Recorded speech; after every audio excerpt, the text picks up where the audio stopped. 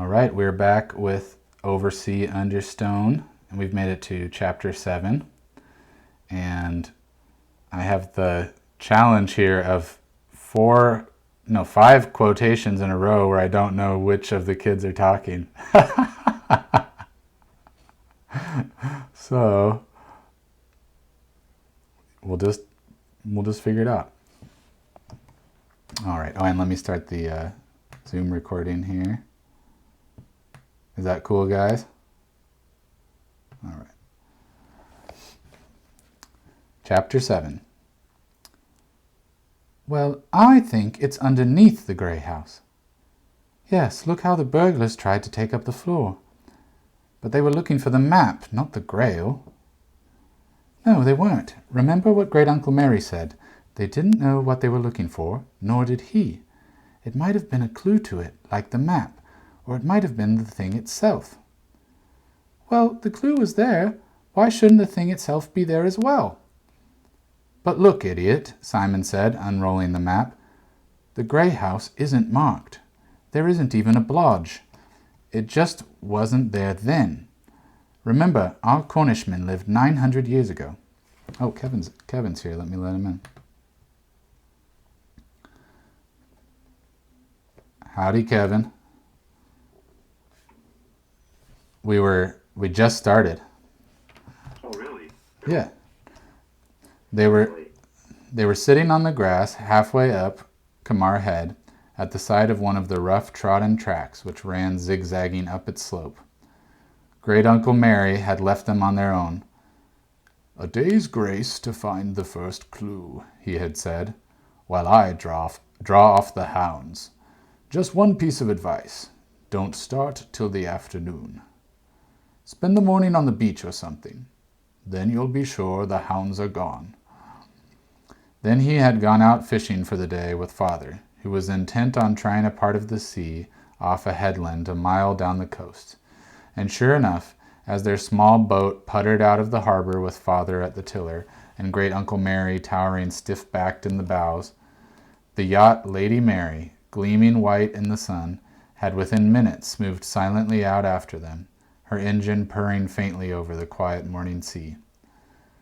Watching from the house, they had seen her sails gradually unfurl and billow as she came into the bay. She took a wide course out to sea, but one from which Great Uncle Mary and Father would always be just in sight. Up on the headland now, the afternoon sun prickled their bare legs, and there was a small breeze. Oh dear, Jane said despondently, edging a blade of grass from its sheath and nibbling it. This is hopeless. We just don't know where to start. Perhaps we should go back to where we were yesterday. But we know what things look like from there. Well, so what? Which things? Well, the headland, and the sea, and the sun, and those stones up on the top there. Barney gestured vaguely above their heads, up the slope. I think they've got something to do with it. The Cornishmen must have been able to see them. Gameri says they're 3,000 years old, so they'd have been almost as ancient-looking 900 years ago as they are now. You can certainly see them clear enough from the other side. Simon sat up, interested. But there's such a long way across, Jane pointed out. I mean, the first clue might be that you have to take 10 paces to your left or something. It always is in stories about buried treasure.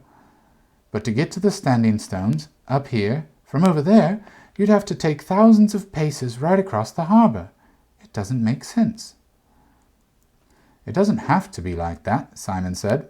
It could be the thing like compass bearings again. You know, perhaps we have to get something in line with something else to lead us on to a third thing. Barney closed his eyes and screwed up his face, trying to bring back a picture of the scene they had gazed at so hard the evening before. Do you remember when the sun set yesterday? He said slowly. The biggest standing stone was right bang in line with the sun, from where we were.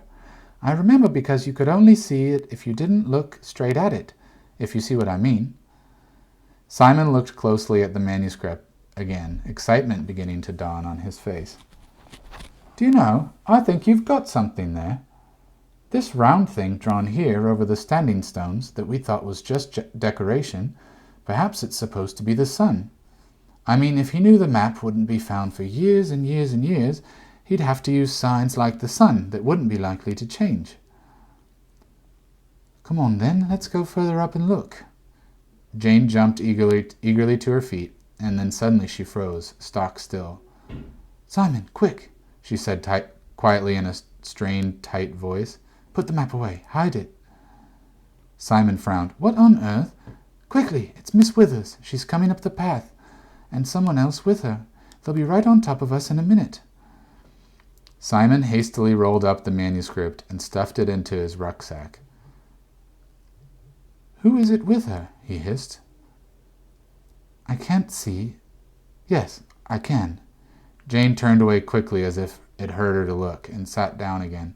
She was very flushed. It's that boy. The one who knocked me over. I knew he was mixed up in all this somehow. They heard voices then, coming nearer up the slope. Miss Withers' clear tones floated up to them. I don't care, Bill. We have to check on everything. He may already have.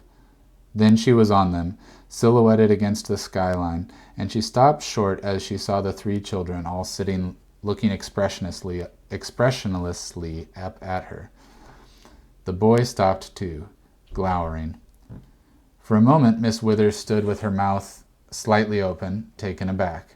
Then she pulled herself together and flashed a smile at them. Well, she said pleasantly, coming forward. What a nice surprise. All the Drew family at once. I hope you boys didn't feel too tired after all that sea air we gave you the other day.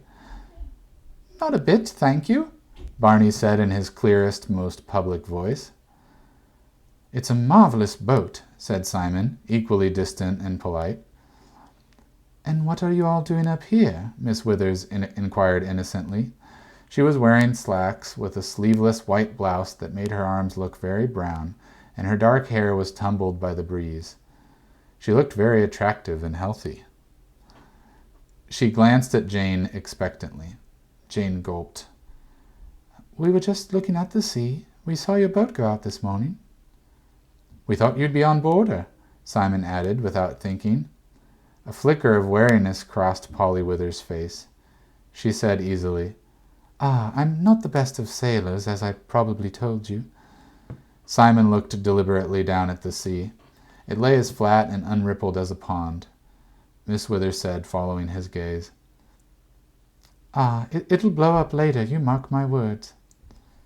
Oh? Simon said. His face was expressionless still, but there was the faintest note of insolent disbelief in his tone. For the first time, Miss Withers' smile faded slightly. Before she could say anything, the boy with her spoke.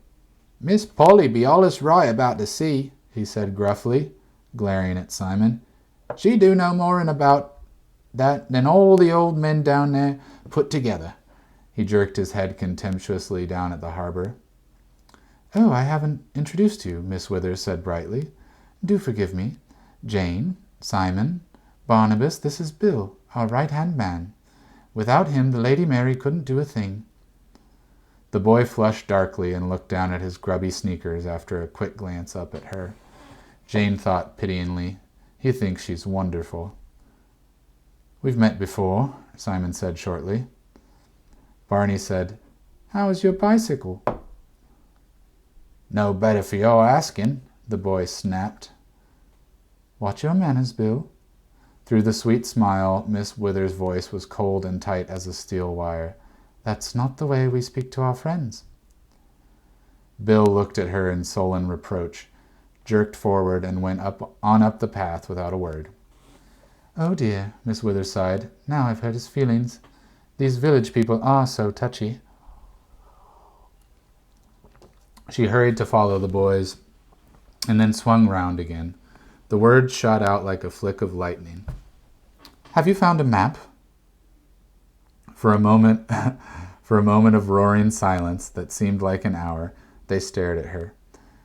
And then Barney, driven by pure naked alarm, took refuge in gabbling nonsense. Did you say a map, Miss Withers, or was it a gap? We did find a gap in the hedge down there. That was how we got through up onto the headland. But we haven't gotten a map. At least I haven't. I don't know about Simon and Jane. Don't you know your way up the hill?"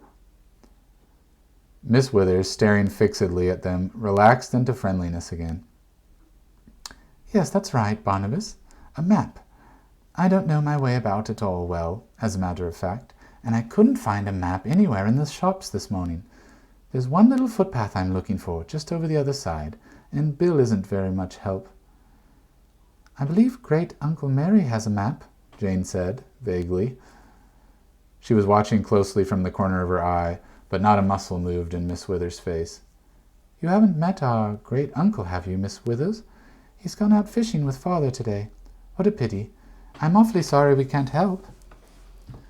"I do hope you find your way," Simon said kindly. Well, I expect I shall," Miss Withers said. She flashed her brightest smile at them and turned away up the path, raising her hand. "Goodbye, all of you." They watched in silence until she disappeared over the line where the slope met the sky. Then Barney flung himself face down on the ground and rolled over and over, letting out a long, relieved breath. "Whew! How awful!" When she suddenly said, he buried his face in the grass. "Do you think she realizes?" Jane said anxiously to Simon. "Did we give it away?" "I don't know." Simon gazed thoughtfully up the quiet green slope. There was no sign there now of Miss Withers, or of anything except one far-away grazing sheep. "I don't think so. I mean, we must have all looked pretty silly when she asked us about a map. I know you did." "So did you, like a fish." "All right, well, we could perfectly well have looked surprised anyway, her saying it out of the blue like that. I don't think she'd be able to tell if we were looking guilty or just startled. I expect," he added, gaining confidence as he went on, "she believes we really did think she just wanted an ordinary map to find her way." "Perhaps that's all she did want." "No fear," Barney said, emerging from the grass. "She was testing us out, all right. Otherwise, why did she say found? Have you found a map? Any normal person would have said, I say, have you got a map?" He's quite right." Simon stood up, rubbing the dust from his legs. "Great-Uncle Mary was right, too. They aren't taking chances. Miss Withers was surprised to see us, you could tell, but it wasn't 5 seconds before she was having a go about the map." "It was nasty altogether," Jane said, wriggling her shoulders as if she could shake off the memory. She looked up the slope. "How can we go on up there now? We shan't be able to tell if she and that horrible boy are hidden away somewhere, watching everything we do." "Well, it's no good letting that stop us." Simon stuck out his chin. "If we think about being watched, we shall never do anything. So long as we behave normally, as if we were just wandering about, it ought to be all right." He picked up his rucksack. "Come on." The side of Kamar Head was steeper than the opposite headland had been, and for a long time as they toiled up the zigzag path, they saw nothing above them but the line of the slope against the sky, with the sun blazing down into their eyes. The end of the headland, rocky and gray, stretched out far beyond them into the sea, and sweeping towards it the land looked immensely solid, as if it were all rock and the soil above it no more than a skin. And then they were at the top of the slope, where the grass grew short in a great dry green sweep, and they could see the standing stones. So if I pull up the map here, I think, it's backwards, and it's zoomed out. Maybe that doesn't work as well. I think if I put it up on the website, you can see the two headlands that they're talking about. And because I think it's a real part of England as far as I know. Yeah, I'm not sure. Let's see. Where's that background I just had? Looking all cool. The Vicar. There it is. Yeah, there you go, Ken. I tried to imitate it too earlier.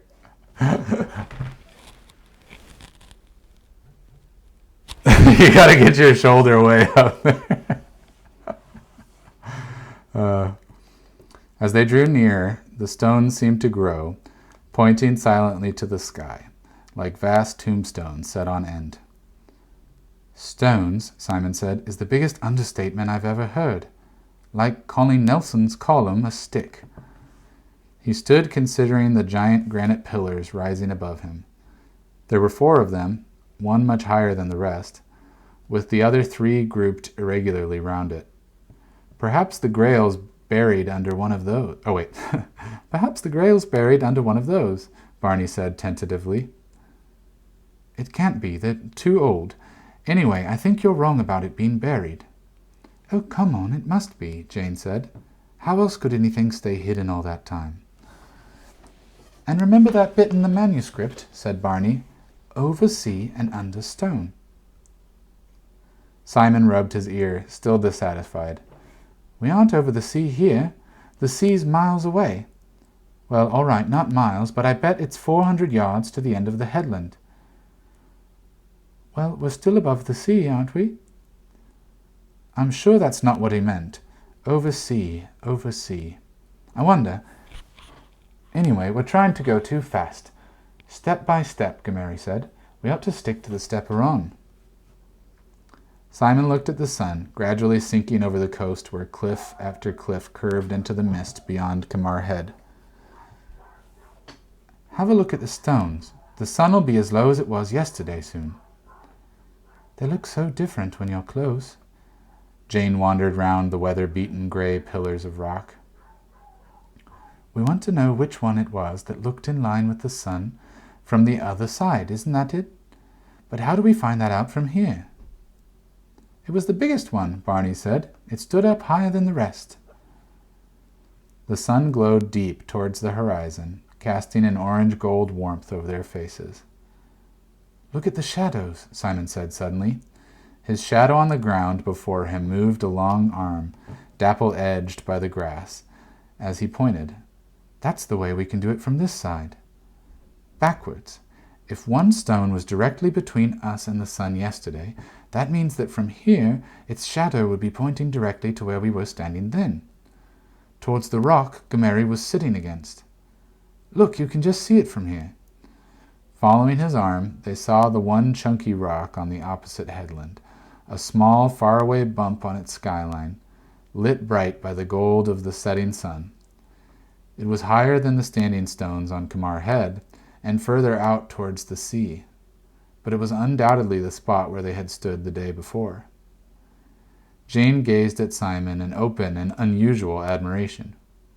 He flushed slightly and became very brisk. Come on, Barney, quick before the sun goes down. Which stone do you think it was? Well, it was the biggest, so it must have been this one. Barney moved a yard or 2 downhill to the tallest stone. He crossed to its other side, facing the harbor, and crouched down in the shadow, peering at the lone stone across the bay. He frowned doubtfully. Simon and Jane moved to one side of him, waiting impatiently. Barney, his frown deepening, suddenly lay down on his stomach in the grass, so that he was lying along the line of the pointing shadow and looking straight ahead. Am I lying straight? He said, rather muffled.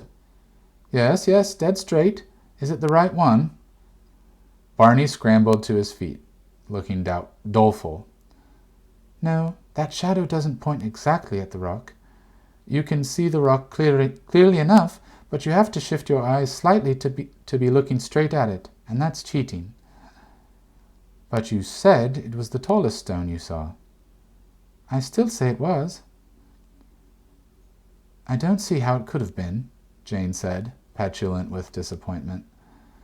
Simon was thinking hard, holding the rucksack swinging by its strap and banging it absently against his leg. He turned and looked back at the other 3 stones, standing black now and gold-rimmed against the blaze of the sun. Then he yelped, dropped the rucksack, and rushed towards the furthest stone, scrambling down as Barney had done to lie in its shadow. Holding his breath, he dropped his chin to the grass and shut his eyes. Move your top half a bit to the left. You're not straight, Jane said, close beside him, beginning to understand. Simon shifted a few inches, raising himself on his elbows. That right? Okay.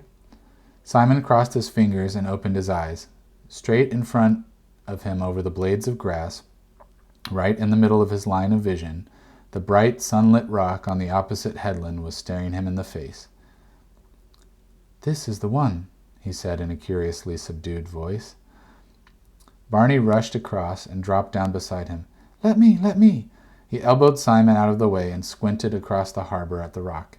"You're right," he said rather reluctantly. "But it was the biggest stone that I saw. I know it was." "That's right," said Jane. "What do you mean, that's right?" "Look at the way the stones are put up. Look at the way the ground slopes.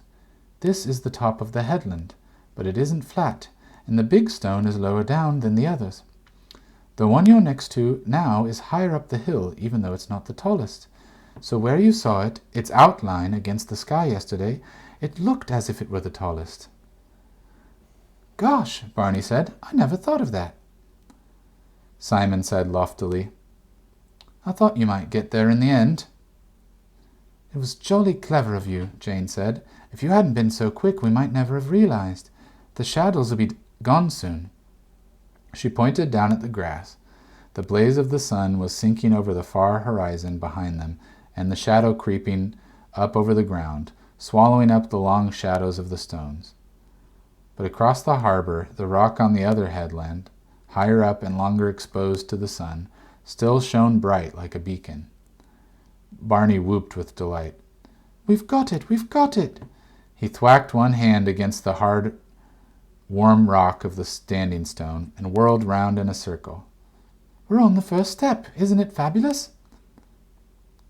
"Only the first step, though," Simon said, but pleasure was bubbling within him as well. They all three felt suddenly enormously energetic. "But we've started.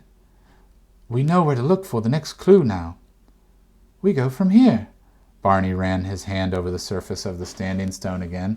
"From this one." "But where?" Simon said, determined to be realistic. "And how?" "We shall just have to look at the map again. It's bound to tell us. I mean, really, the first clue was marked plain as plain. How to get from the other headland over to the stone here. If only we'd known how to understand it." Barney ran across to where Simon had dropped his rucksack, flipped the straps open, and fumbled inside, bringing out the grubby brown roll of the manuscript from its case. "Look," he said, sitting down with a bump and spreading it out on the grass before him. "Here's where the stone's marked." "Bring it farther up," Simon said, looking over his shoulder. "The sun's still on the grass a bit higher up, and you need the brightest light you can get to look at it. Anyway, it'll be warmer." Barney clambered obligingly up the slope, past the massive gray foot of the last and tallest standing stone, to where the grass was still a brighter green in the last golden light of the sun. Simon and Jane followed him, standing on either side so that their own shadows should not darken the faint, indistinct scrawl on the curling parchment. They bent down, intent, staring at the crude, quick outline that was the Cornishman's picture, made 900 years before, of the standing stones.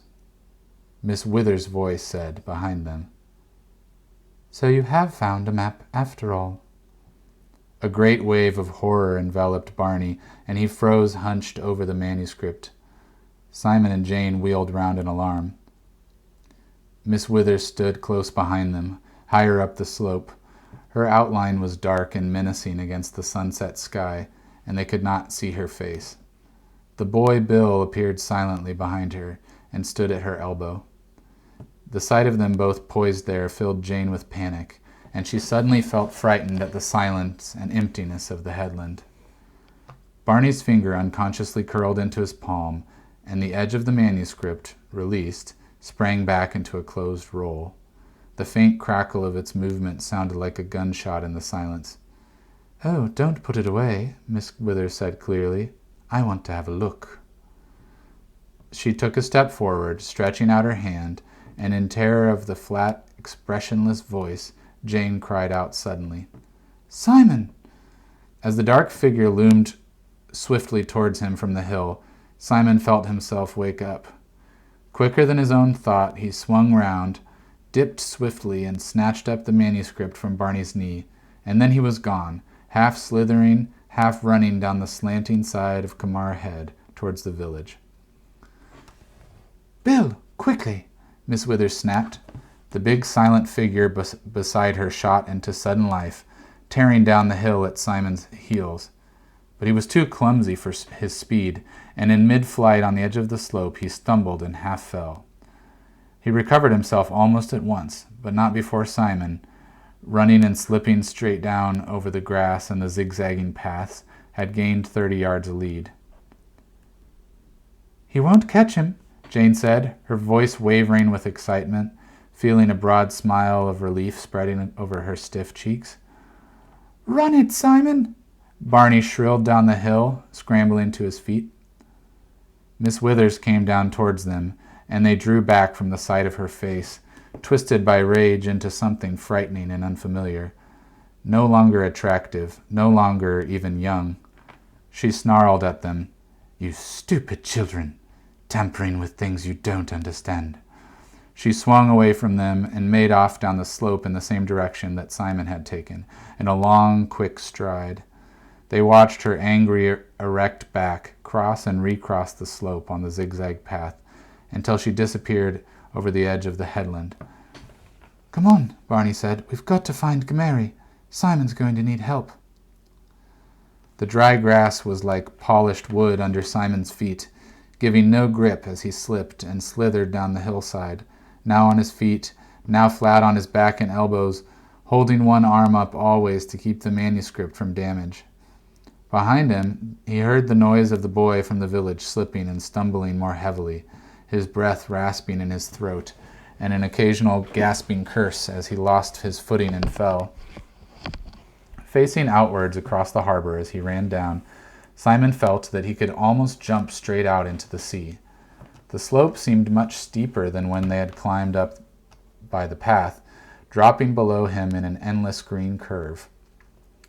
His heart was thumping wildly, and he was too intent on getting away to imagine what might happen if the boy caught up with him. But gradually, minute by minute, the panic at the pit of his stomach was disappearing. Everything depended on him now, to keep the manuscript safe and get away. He was almost enjoying himself. This was something that he could understand. It was like a race or a fight at school, himself against the boy Bill, and he wanted to win. Panting, he glanced over his shoulder. The boy seemed to be gaining on him a little. Simon flung himself down the rest of the slope, sliding and bumping on his back, alarmingly fast, now and again coming to his feet for a couple of staggering steps. And then suddenly he was at the bottom of the slope, stumbling and gulping for breath. With a brief glance up at the pursuing Bill, who yelled and glared at him as he saw him looking round, Simon was off and away over the field, running like a hare and feeling confidence surge stronger as he ran. But he could not lose the boy behind him.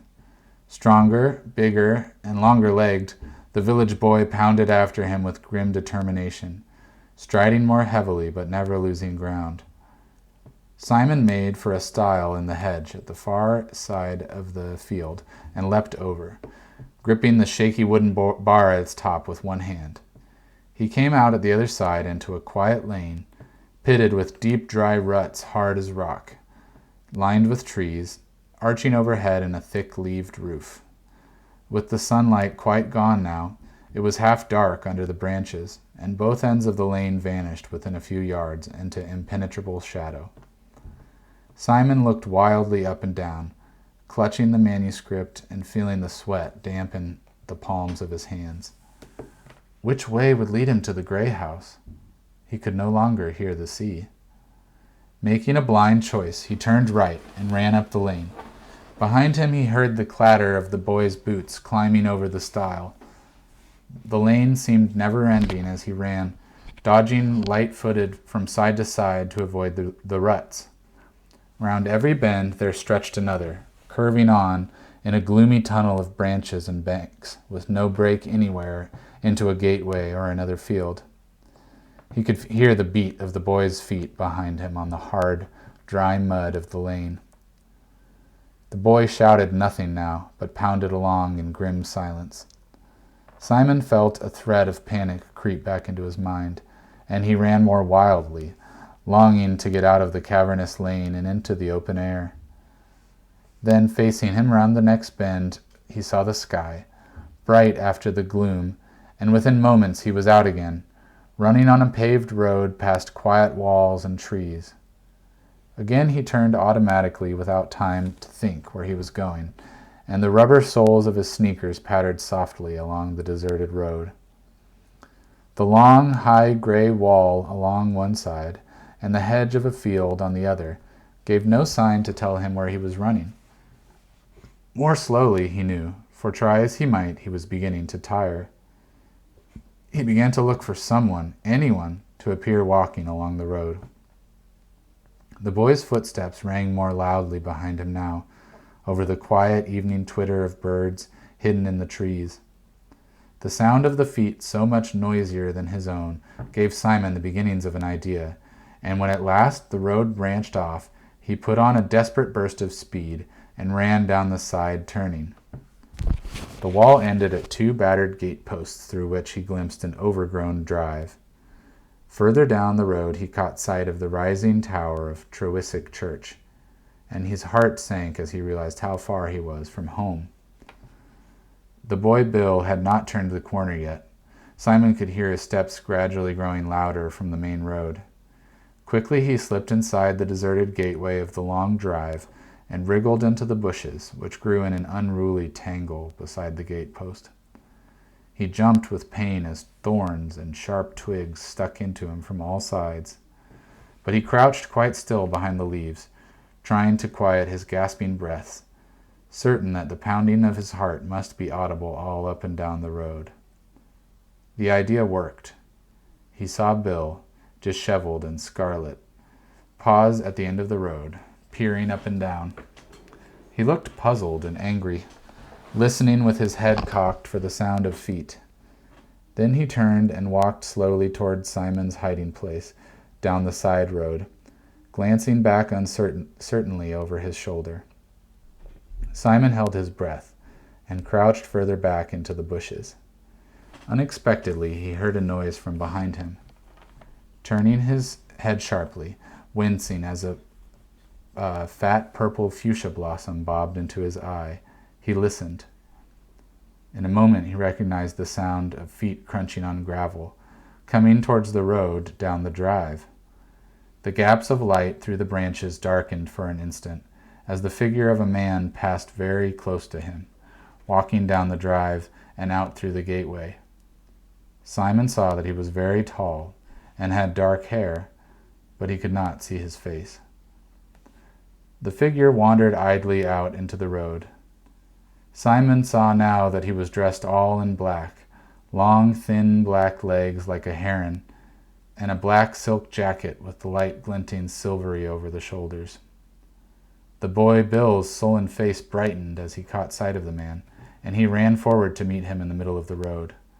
They stood talking, but out of earshot, so that Simon could hear their voices only as an indistinct, low blur.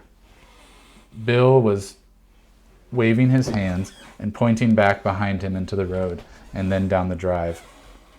Simon saw the tall, dark man shake his head, but still he could not see his face. Then they both turned back towards the drive and began to walk in his direction, Bill still talking eagerly.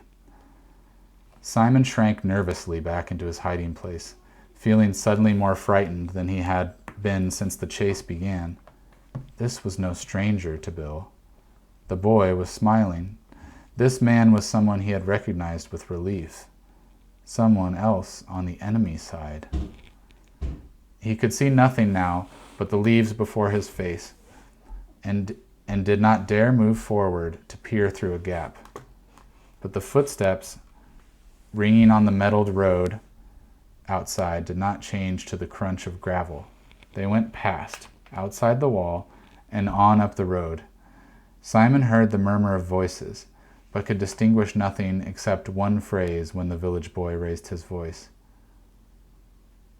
Got a gettin', she said. 'Tis surely the right one, and now I've lost... Lost me, thought Simon with a grin. His terror faded as their footsteps died away, and he began to feel triumphant at having outwitted the bigger boy. He glanced down at the manuscript in his hand and gave it a conspiratorial squeeze. There was silence again now, and he could hear nothing but the song of the birds in the approaching dusk. He wondered how late it was. The chase seemed to have lasted for a week. The muscles of his legs began to nag protestingly at their long, cramped stillness. But still he waited, straining his ears for any sound showing that the man and the boy were still near. At last he decided that they must have gone out of sight down the road. Clutching the manuscript firmly, he parted the bushes before his face with one hand and stepped out into the drive. No one was there. Nothing moved. Simon tiptoed gingerly across the gravel and peered up and down round the gatepost. He could see no one, and with growing cheerfulness he crossed from the gateway to make his way back to the road from which he had come. It was not until he was several paces out into the open that he saw the boy Bill and the dark man standing together beside the wall 50 yards away, in clear view. Simon gasped and felt his stomach twist with panic. For a moment he stood there, uncertain whether to bolt back to the shelter of the drive before they could see him, but as he hesitated, mesmerized, Bill turned his head, shouted, and began to run, and the man with him, realizing, turned to follow. Simon swung round and dashed for the main road. The silence all round seemed suddenly as menacing as the leaf-roofed lane had been. He ached for the safety of crowds, people, and cars, and so that at least he would lose the awful sensation of being alone, with feet pounding after him in implacable pursuit. Down the side road, round the corner, and along the wall of the churchyard, faster, faster. Simon's heart sank as he ran. His legs were stiff after the cramped pause in the bushes, and his whole body was very tired. He knew that he would not be able to last very much longer. A car passed him, traveling fast in the opposite direction. Wild thoughts flickered through Simon's mind as he felt the road beating hard through his thin rubber soles. He could shout and wave at a car, perhaps, or run for refuge into one of the little houses that were fringing the road as he neared the village. But the boy Bill had a man with him, and the man could tell some story to any stranger Simon approached, and the stranger would probably believe that instead. "Stop!" a deep voice called behind him. Desperately, Simon tried to fling himself forward faster. Everything would be over if they caught him. They would have the manuscript. They would have the whole secret. There would be nothing left to do. He would have broken the trust. He would have let Gameri down. His breath began to come in great painful gasps, and he staggered as he ran. There was a crossroads ahead. The fast, decisive footsteps behind him sounded louder and louder. Almost he heard his pursuers breathing in his ears. He heard the boy call on a note of triumph. "Quick now!" The voice was further away than the footsteps. It must be the man who was behind him, almost at his heels, his feet thudding nearer, nearer. Simon's ears were singing with the fight for breath. The crossroads loomed ahead, but he could hardly see it. He heard half-consciously the noisy roar of a car's engine, very near, but it barely registered in his weary brain. There was a rattle and a squeak of brakes, and halfway across the crossroads he almost collided with the rusting hood of a big car. Simon slithered to a halt and made to dodge round it, aware only of the danger at his heels. And then, as if the darkening twilight sky were once more suddenly flooded with sunlight, he realized Great Uncle Mary was leaning from the window of the car. The car's engines revved up again with a thunderous roar. "The other side! Get in!"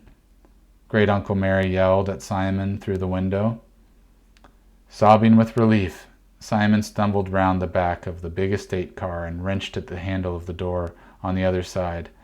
He collapsed into the creaking seat and pulled the door shut as Great Uncle Mary let in the clutch and slammed his foot down on the accelerator.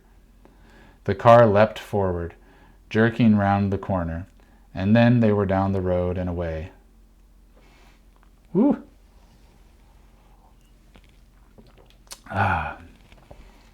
Chapter 8.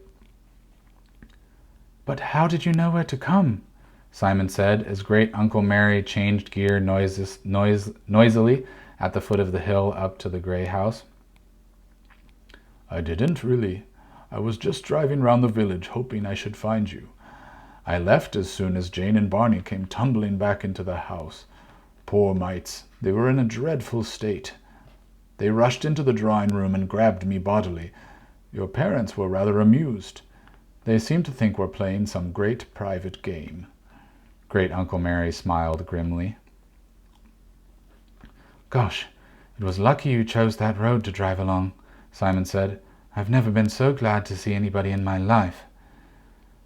"Well, you must remember I know Trewisick. When the children said that they hadn't been able to find you on the path back to the house, I knew there was only one way you could have gone. You came out into Pentreath Lane, didn't you?" "There was a lane," Simon said, "all shut in by trees. I didn't really have time to see what it was called." Great-Uncle Mary chuckled. "No, I dare say not.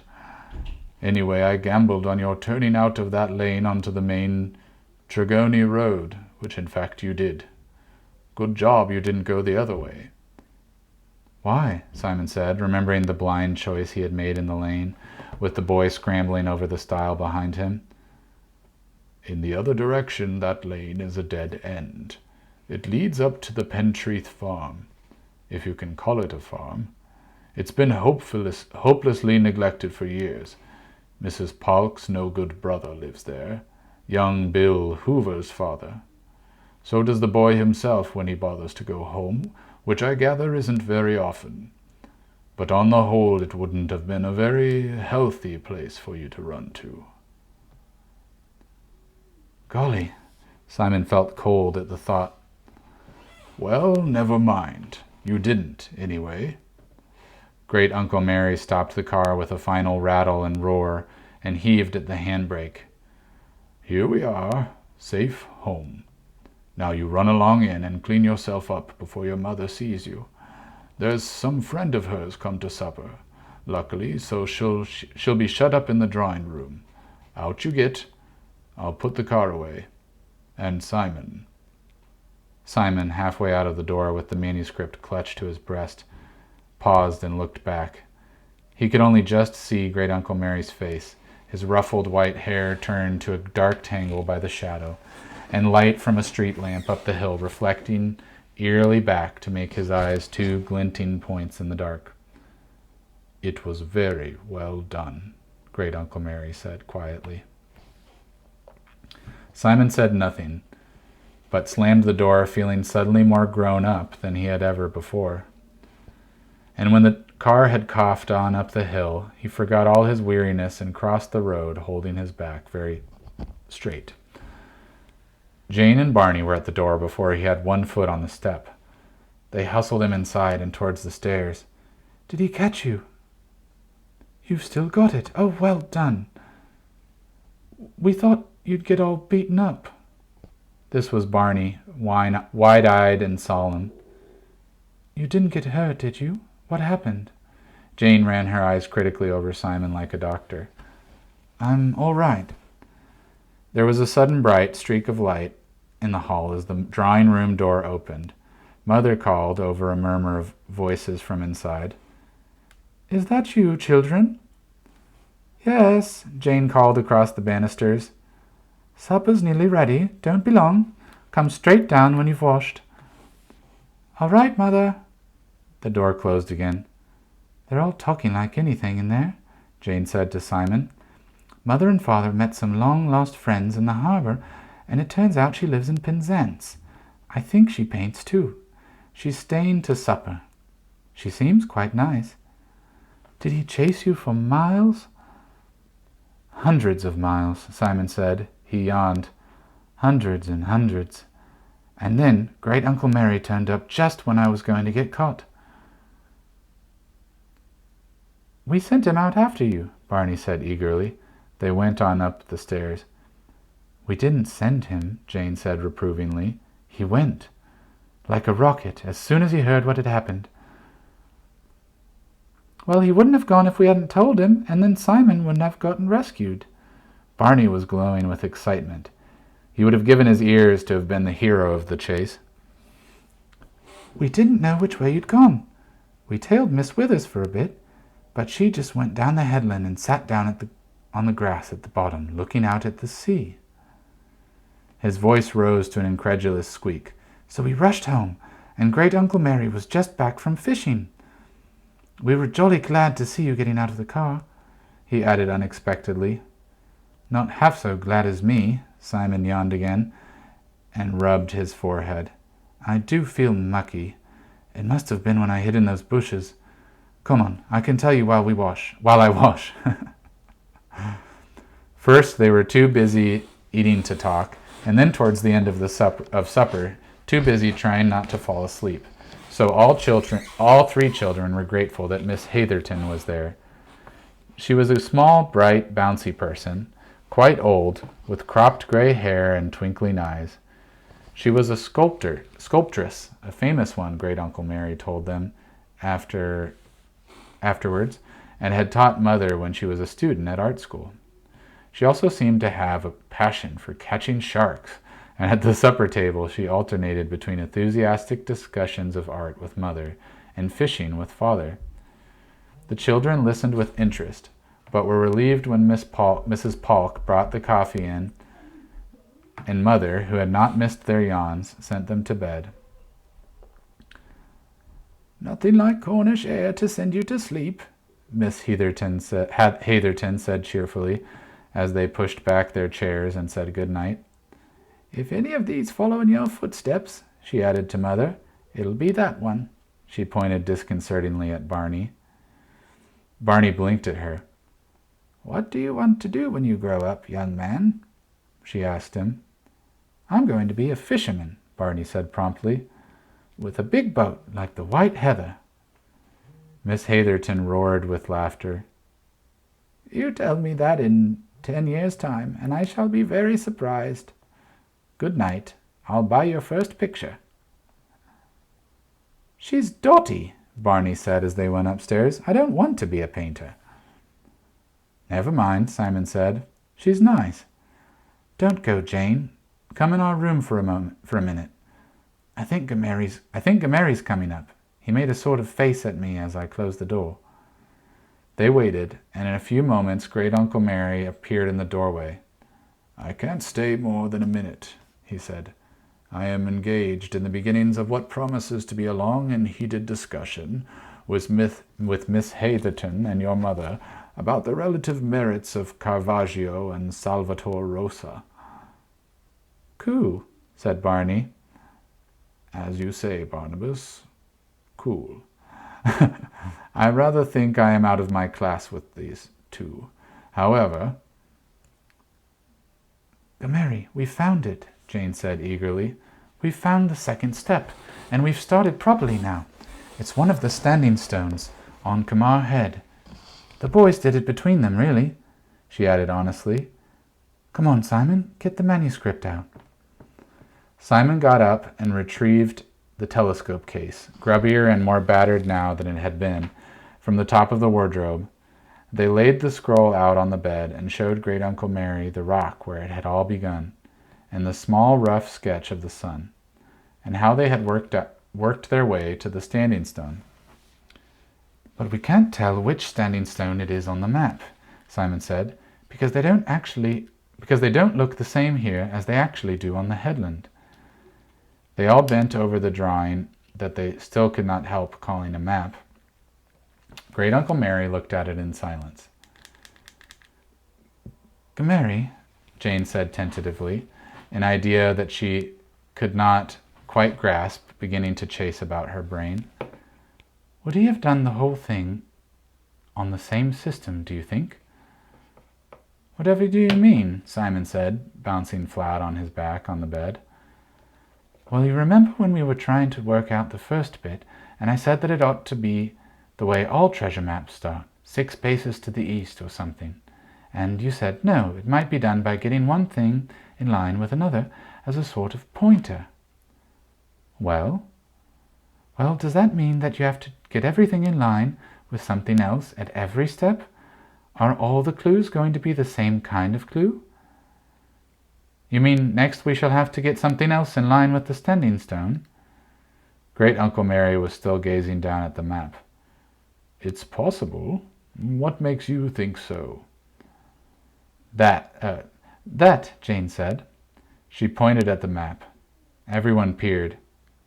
I can't see anything, Barney said querulously. Look, there, over the end of Kamar Head. But that's just another one of those blodges, Simon said in disgust. How can that mean anything?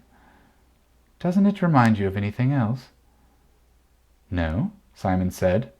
He lay back again and yawned. Great Uncle Mary looked from one to the other and smiled to himself. Oh, really, Jane said, exasperated. I know you've done jolly well today, and I know you're tired, but honestly... I'm listening, Barney said at her elbow. What about the blodge? It's not a blodge at all, Jane said. At least I don't think so. It's a bit smudged, but it's a circle, a properly drawn one, and I think it means something. It looks just like the other one, the one over the standing stones that turned out to be the setting sun. Simon propped himself up on his elbows and began to take an interest again. Jane went on, thinking aloud. The way the first clue worked, we had to find the stone that was in line with the sun and the rock we started from. And then we had to go to the stone and check that it was the right one by the shadow. Well, perhaps now we have to do the same thing. Find something that's in line with the stone, and then go to it and see if its shadow points back to the stone. Great Uncle Mary said softly, The signs that wax and wane, but do not die. Jane turned to him eagerly. That's it. That's what he said, isn't it? In the manuscript. There must be all sorts of clues in the writing, as well as in the drawing. Only they're even more buried, and we don't know how to get at them. This shadow business, Simon said doubtfully. Couldn't it be simpler than the way you just said? Perhaps all we have to do is find out what the shadow of our standing stone points at. But it points back at the place we started, Barney said, because he didn't use it as his first clue. His first clue was look and see what's between you and the setting sun. The shadow was just our way of proving it. Well, it doesn't have to be a shadow made by the setting sun this time. That's where my blodge comes in, Jane said. Barney said sleepily, Perhaps it's the rising sun. Only it can't be. It isn't in the right place. No, Simon said. Of course it isn't. It's just a blodge. Jane spluttered with impatience and glared at him. Oh, why does it have to be the sun at all? Great Uncle Mary was still sitting silent and statuesque on the edge of his bed. He said again lovingly to himself, The signs that wax and wane, but do not die. Simon gazed at him blankly. Don't you see? Jane almost howled at him. It isn't the sun. It's the moon. Simon's face began to change, like the sky on a windy day, different expressions chasing one another across it. He looked from Jane to the map to Great Uncle Mary. Mary, he said accusingly, I believe you knew all the time. Is she right? Great Uncle Mary stood up. The bed creaked as he rose, and his height seemed to fill the room. The light, swinging from the ceiling behind his head, cast his face into shadow and brought back once more to all three of them the old sense of mystery. His great dark figure, with a mist of light faintly silver around his head, left them silent and awed. This is your quest, he said. You must find the way every time yourselves. I am the guardian, no more. I can take no part and give you no help beyond guarding you all the way. He turned slightly so that the light shone on his face, and then his voice was ordinary again. I imagine you'll need some guarding on this next stage, too. You know what it is now, don't you? Simon said slowly, We have to find which way the shadow of the standing stone points at night, under the moon. Barney said, matter of fact, the full moon. The full moon? Jane's blodge. He drew it round, not crescent-shaped, so it must mean the full moon. What's it like now? You are not going up on the headland to look at the moon tonight, Great Uncle Mary said firmly. No, I didn't really mean that. I don't think I could manage it anyway. Simon stifled another yawn. I wondered whether the moon was full or not now. We should have to wait ages if it were all thin and new. It's full tonight, Jane said. I could see it shining in through my bedroom window. So that means it will be almost as bright tomorrow. Would that do, Gameri? I mean, could we go and look tomorrow night? Before their great-uncle could answer, Simon was sitting up again, looking thoughtful. There's one thing wrong with all this. If we've got a moon that's only just past full, then we've got all the light we ought to have. But the moon changes, doesn't it? I mean, it rises and sets at different times, and in different places according to the time of year. Well, we're in August now, but how do we know that the Cornishman wasn't working out his clues in the middle of January or April or something, when the moon wouldn't look the same as it does to us? You're just being awkward, Barney said. No, said Great Uncle Mary. He's right. But I will say just one thing. I think you will find that this is the right time of the year. Call it luck, call it anything you like, but since you are able to follow the first clue, I think you'll find you're able to follow the rest as well. And yes, Jane, tomorrow night would do very well for looking at the moon and the standing stones. Especially well, for a reason you don't know yet. Just after you came up, Miss Hatherton was asking your parents to go and see her studio in Penzance tomorrow, and to stay the night. Oh, will they go? Wait and see. Go to bed, and try not to put all your faith in the moon. There may be greater problems still waiting for you than you think.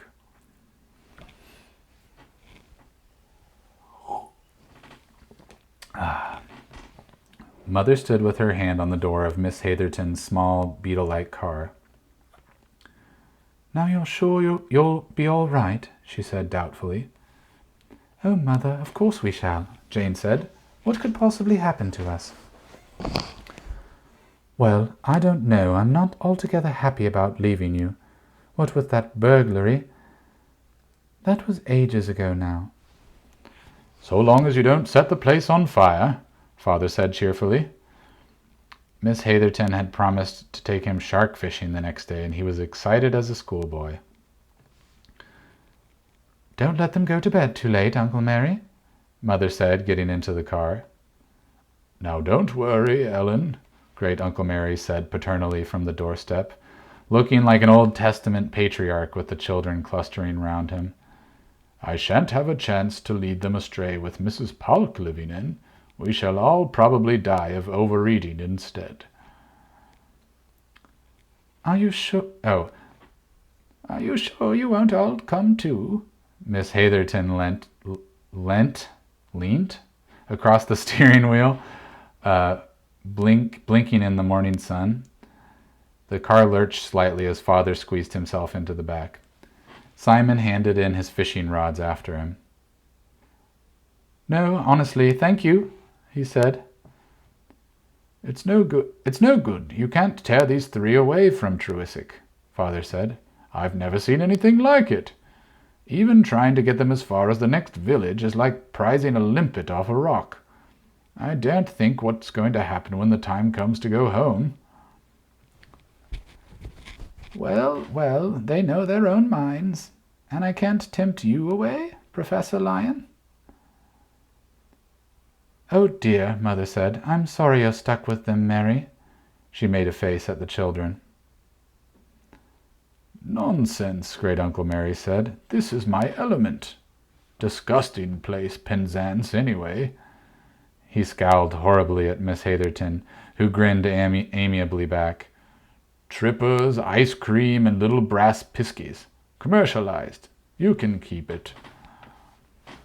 Well, Miss Hatherton said with a grin, starting the engine. Off to the piskies. We'll send you a stick of rock, Professor. Goodbye. Goodbye, children. The car moved off, a ragged chorus of farewell following it. Goodbye, Mrs. Palk shrilled, appearing suddenly behind them on the doorstep and waving a tea-cloth. The little car chugged up the hill and out of sight. Well now, isn't that nice? The two of them going off together, Mrs. Palk said sentimentally. Quite like old times, I'll be bound, before their troubles began. She wagged her tea-cloth at the children. Do you mean us? Demanded Barney indignantly. That I do. Proper headache you be. Still, you'll do, I dare say. She vanished, beaming, back to the kitchen. Jolly useful, that Miss Hatherton, Simon said with satisfaction. Of course, I hope they have a lovely time and all that, but it does leave the coast clear, doesn't it? That moonlight shadow, Jane said thoughtfully. You know, I've been thinking. No thinking today, Great Uncle Mary said firmly. We can't do anything until tonight. I haven't been in the sea since I came down here this year. I think you should all take me down for a bathe. For a bathe? Barney's voice rose in amazement. That's right. Great Uncle Mary glared down at him through bristling white eyebrows. Do you think I'm too old to swim? Is that it? No, not at all, Mary, Barney said, confused. I just never thought of you in the water, that's all. But what about the map? Jane wailed. We've just got going, Simon said reproachfully. Well, and we shan't stop. We'll spend a nice quiet day on the beach in the sunshine. Great Uncle Mary grinned at them. And who knows? Perhaps there'll be a moon tonight.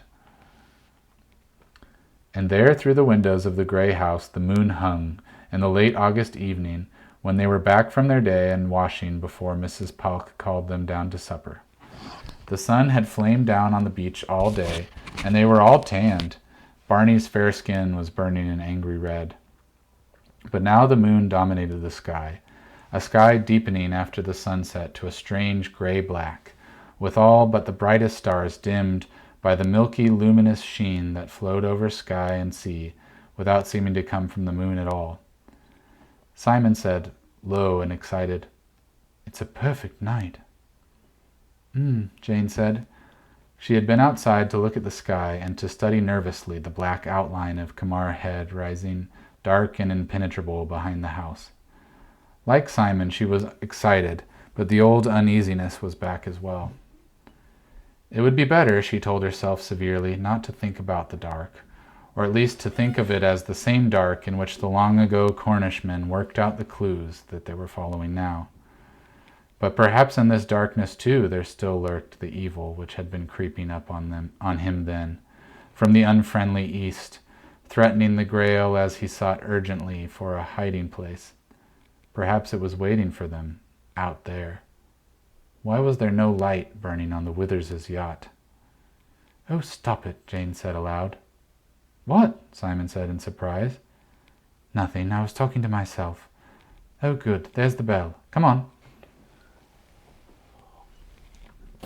Mrs. Palk, in the intervals of carrying heaped... Oh, hey, Felicia, girl. Let me get you up here, sweetheart. Oh, ho, ho, ho. All right, little pickle. How you been today? Oh, yeah, it's a suspenseful section. Oh, what a pickle. I love her. I'm going to get her a harness for Christmas because her harness is way too tight. Well, I figured I could get a harness for her without making the neighbor feel bad if I did it at Christmas, because the one he has for her, she like her front legs, she's like trying to like swing herself forward. But anyways, all right. Mrs. Palk, in the intervals of carrying heaped plates from the kitchen and empty ones back out again, was in a very firm, motherly mood. Great Uncle Mary told her that they were going night fishing off the outer harbor, and at once she began laying great plans for filling thermos flasks with hot coffee and leaving plates of sandwiches ready in the kitchen for their return. But she would not hear of Barney going too. "You're not going anywhere with sunburn like that, my dear. 'Twouldn't be sensible now. You stay here with me and have a nice early night. That'd be the best thing by far. If you go out, you'll be rubbing and blistering quick as anything, and then you'd find yourself in bed tomorrow when you could be out in the sunshine, and you wouldn't like that, would you?" "I should be perfectly all right," Barney said half-heartedly. Mrs. Polk had painted calamine on his sunburned legs, but they were very sore and tender, and although he tried to hide the pain, he winced every time he took a step. And he was very sleepy after the day spent running and swimming in the open air. Great Uncle Mary said, "I think it would be best, Barney. If you're awake, we'll come and report to you when we get in." "That he won't," Mrs. Polk said. She treated Great Uncle Mary, for all her respect for the professor, with exactly the same indulgent strictness that she did Simon and Barney and Jane. "He'll have a good long sleep, undisturbed, till morning, and then he'll wake up fresh as a daisy with all that soreness gone. And he can hear all about everything then." "Mrs. Polk," Great Uncle Mary said meekly, "you're a good soul, and you remind me overwhelmingly of my old nanny, who would never let me go outside the door without taking my galoshes. Well, young Barnabas, I think—" "Oh, all right," Barney said sadly. "I suppose so. I'll stay here." "That's right," Mrs. Polk beamed. "I'll go and make you a nice hot drink before bed." She bustled out of the room. "You lucky things," Barney said enviously to Simon and Jane. "I bet you find all sorts of marvelous clues just because I can't come. It isn't fair." "As a matter of fact, you'll have the most important job of all tonight," Simon said impressively. "And the most dangerous, too. We decided it would be too risky to take the map with us, so you'll be in charge of it here. You might have to guard it with your life. Suppose the burglars came back again." "Oh, don't," Jane said in alarm. That isn't very likely. Don't worry," Great Uncle Mary said, getting to his feet. "But it's a responsibility all the same, Barney, so you aren't altogether out of things." "Oh, can you not get out, sweetheart?" Just a sec, guys.